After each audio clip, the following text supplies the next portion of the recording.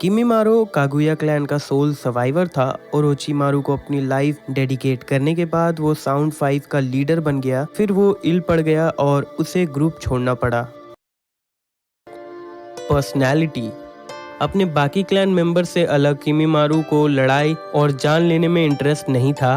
वो अपने पावर से दूसरों की हेल्प करना चाहता था। वो काम और क्वाइट इंडिविजुअल था जो अपने मिशन के लिए खुद को डेडिकेट कर देता था। बचपन से ही वो जेंटल था। उसके नेचुरल टैलेंट और कॉम्बैट स्किल जिनसे वो क्लैन का स्ट्रॉन्गेस्ट बन चुका था, उसके बाद भी जैसे दिखाया गया था कि उसे किसी को चोट पहुंचाना पसंद नहीं था और उसे फ्लावर्स में इंटरेस्ट था। अपने जेंटलनेस की वजह से किमीमारू जुगो की हेल्प करता है खुद के ऊपर कंट्रोल लूज करने से। ओरोचिमारू से मिलने के बाद किमीमारू उसके प्रति डिवोटी होने लगता है और उसे अपने भगवान जैसा मानने लगा। ओरोचिमारू के काइंडनेस को देखने के बाद वो ये मानने लगा कि ओरोचिमारू को सर्व करना ही उसका पर्पस है। किमीमारू का ओरोचिमारू के साथ रिलेशनशिप हाकू और जाबुजा की तरह था। बस एक डिफरेंस था कि जब किमीमारू उसके कोई काम नहीं आ सका तब ओरोचिमारू उससे इंटरेस्ट लूज कर देता है। इन सब के बाद किमीमारू एक आखिरी बार ओरोचिमारू के काम आने का सोचता है और बीमार हालत में भी वो नारुतो, उजुमाकी, रॉक ली और गारा के लिए एक स्ट्रॉन्ग अपोनेंट साबित होता है। गारा किमीमारू के आइस को सास्के के आइस से कंपेयर करता है जो सिर्फ अपने एग्जिस्टेंस को प्रूव करना चाहते थे।